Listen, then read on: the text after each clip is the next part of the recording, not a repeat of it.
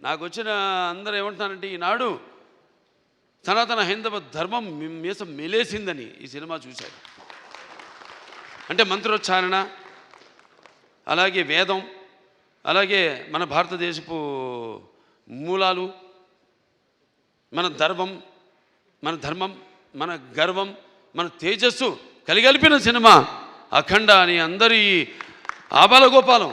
ఒక మన ఆంధ్ర తెలంగాణ రాష్ట్రాలే కాదు, లేకపోతే ఎక్కడ అభిమానులు ఉన్నారో అక్కడ ఆ రాష్ట్రాలే కాదు, యావత్ ప్రపంచం ఇవాళ కోడే కూస్తుంది. అంత అద్భుతమైన సినిమా మాకు అందించినందుకు మీ అందరికీ మా కృతజ్ఞతలు తెలియజేసుకుంటున్నాను. అలాగే అద్భుతమైన అంటే ఈ సినిమాలో ఒక్కొక్క డైలాగ్ ఒక్కొక్క ఆణిముత్యం అంటున్నారు. అలాగే ప్రతి సీన్ కూడా ఒక ఉద్వేగం, ఒక ఉద్రేకం, అలాగే ఒక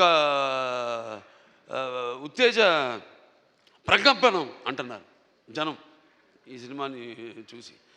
సో సినిమా అంటే కేవలం ఈనాడు దైనందిన కార్యకలాపాల్లో పడిపోయి మనిషి తన అన్న వస్త్రాలతో పాటు ఈ యొక్క సినిమాని కూడా ఒక మాధ్యమంగా ఎంచుకున్నాడు, ఒక అవసరంగా. అంటే ఎవ్రీడే ఏమంటాం మనం, కన్జ్యూమబుల్ కమోడిటీగా, నిత్యవసర వస్తువుగా.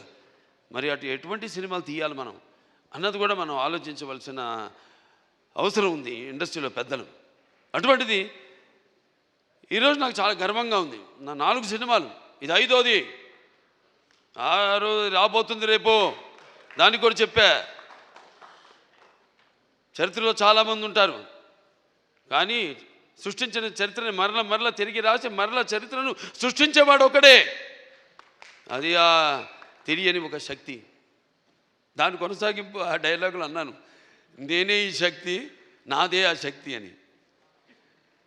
చరిత్ర రాయాలన్నా మేమే, చరిత్ర సృష్టించాలన్నా మేమే, దాన్ని తిరిగి రాయాలన్నా మేమే. ఎంత నేనేదో పొగరుతో చాలామంది అంటారు, ఏంట్రా ఏం చూసిరా బాలకృష్ణ ఇంత పొగరని. నన్ను చూసుకునే నా పదునైన పొగరని నేను అంటాను. ఎవరిని చూసుకుని ఇంత ధైర్యం అని ఉలిక్కిపడి చేస్తుంటారు. నా వ్యక్తిత్వమే నన్ను ఉచ్చిగొలిపే ఒక విప్లవంగా అడుగడుగునో చూపిస్తాను. అలాగే ఏంట్రా వీడికి అన్నీ తెలుసా అనుకుంటాను. నేను తెలుసుకునే కంటే గొప్ప విద్య ఏముంటుందని ఒక సవాల్గా నిలబడతాను.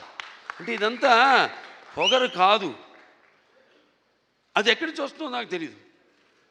అంతా పరమేశ్వరుడి ఓంకారం అన్నాను ఇందాక. ఓంకారం పరబ్రహ్మ సర్వ ఓంకార సంభవం అకారోకార మాంతాయ ఓంకారాయ నమో నమః. ఆ ఓంకార శబ్దం ఓమితి బ్రహ్మ ఏకాక్షరి అంటాం. అలా ఇలా తెలుసుకోవాలి. అంటే యువతరానికి ప్రతినిధులు, నవతరానికి నాయకులు, భావితరాలకు భారతదేశపు మహాశక్తి అయిన యువకులు. మీ తప్పు లేదన్ను, నీ తప్పుకు అది ఎట్లా అంటే ఈ యొక్క రొటీన్ దైనందిన కార్యకలాపాల్లో అన్నాను ఇందాక, పోటీ.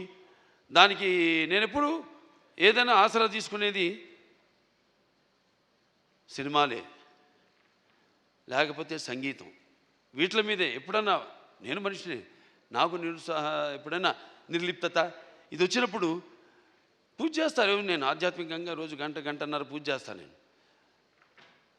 ఆ పూజ తర్వాత నా వృత్తే నా దైవం. ఆ వృత్తే ఈ అఖండ సినిమాలో నా పాత్ర.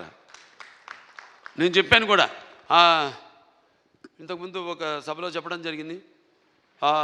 ఒక ఇది శివ తాండవం యొక్క విన్యాసం ఎలా చేశాను ఈ పాత్ర అంటే, ప్రతి పాత్ర యాక్టింగ్ అంటే ఊరికే నమ్మడమో అరవడమో, లేకపోతే ఒక కళ్ళల్లో కన్నీళ్లు తెప్పించడం కాదు. పాత్ర అంటే ఒక పరకాయ ప్రవేశం. అది ఒక నందమూరి ఎన్టీ రామారావు గారు. ఎందుకంటే నేను చెప్పాను ఇంతకుముందు, ఆయన తలుచుకోకుండా ఏ సభ నేను అంటే నాకు ఇంత ధన్యమైన జన్మనిచ్చే నన్ను మీ అందరి గుండెల్లో ఆయన ప్రతిరూపంగా నిలిపినందుకు, మరి